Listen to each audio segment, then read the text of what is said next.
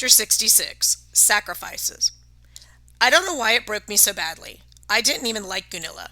But when I saw Sturt standing over her lifeless body, his eyes smoldering in triumph, I wanted to fall down in the pile of bones and stay there until Ragnarok. Gunilla was dead. Her lieutenants were dead. I didn't even know their names, but they'd sacrificed their lives to buy me time. Halfborn was dead or dying. The other Einherjar were no better off. Sam and Blitz and Hurth were in no shape to fight. And Surt was still on his feet, as strong as ever, his burning sword ready. 3 of his fire giants were also alive and armed.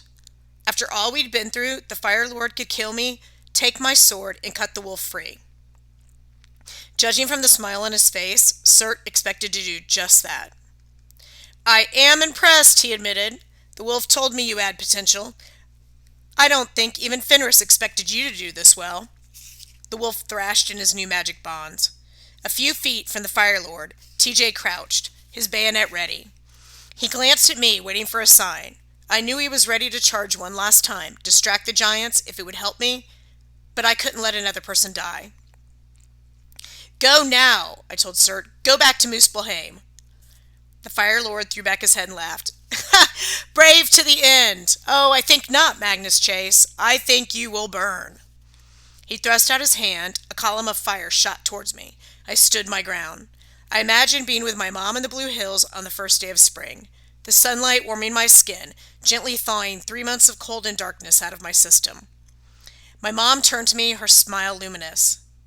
"This is where I am, Magnus, in this moment, with you." A sense of serenity anchored me. I remembered my mom once telling me how the townhouses in Back Bay, like our family's ancestral home, had been built on a landfill. Every so often, engineers had to sink new pylons beneath the foundations to keep the buildings from collapsing. I felt like I'd just had my pylons reinforced. I was solid. Surt's flames rolled over me. They lost their intensity. They were nothing but ghostly flickers of warm orange, as harmless as butterflies. At my feet, the heather began to bloom, white flowers spreading across the landscape, reclaiming the trampled and burned areas where Surt's warriors had walked, soaking up the blood, covering the corpses of fallen giants. "The battle is over," I announced. "I consecrate this ground in the name of Frey." The words sent a shockwave in every direction. Swords, daggers, and axes flew from the giant's hands. TJ's rifle spun from his grasp. Even the weapons lying on the ground were expelled from the island, blasted into the darkness like shrapnel. The only one left holding a weapon was me. Without his flaming scimitar, Surt didn't look so confident. "Tricks and childish magic," he snarled. "You cannot defeat me, Magnus Chase. The sword will be mine." "Not today." I threw the blade. It spiraled around Surt, passing over the giant's head. Surt grabbed for it and missed. "What was that? An attack?" "No," I said. "That was your exit." Behind Surt, Jag slashed the air, ripping the fabric between the worlds. A zigzag of fire burned on the ridge. My ears popped, as if someone had shot out the window in an airplane's pressurized cabin. Surt and the other fire giants were sucked screaming into the rift, which closed behind them. "Bye," Jack called. "Catch you later."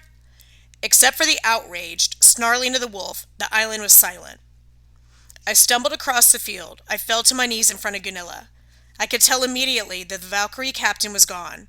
Her blue eyes stared into the dark. Her bandolier was empty of hammers. Her white spear lay broken across her chest. My eyes stung. "I'm sorry." For 500 years she'd been in Valhalla, collecting the souls of the dead, preparing for the final battle. I remember how she scolded me. "Even gazing upon Asgard, you have no sense of reverence." In death, her face seemed full of wonder and awe. I hoped she was gazing upon Asgard the way she wanted it to be, filled with Aesir, all the lights burning in her father's mansion. "Magnus!" called TJ. "We have to go." He and Mallory were struggling to carry half-born Gunderson. X had managed to dig his way out from under the fire giant corpse pile and was now carrying the 2 other fallen Valkyries. Blitz and Hearthstone stumbled along together and Sam close behind. I picked up the body of the Valkyrie captain. She was not light. My strength was fading again. "We have to hurry." TJ spoke as gently as he could, but I heard the urgency of his tone. The ground was shifting under my feet, and I realized my glowing aura had done more than blind the wolf. The sunlight affected the texture of the island. The island was supposed to disappear at dawn. My magic had hastened the process, causing the ground to dissolve into spongy mist. "Only seconds," Sam gasped. "Go!" The last thing I felt capable of was a burst of speed, but somehow, carrying Gunilla, I followed TJ as he led the way to the shore.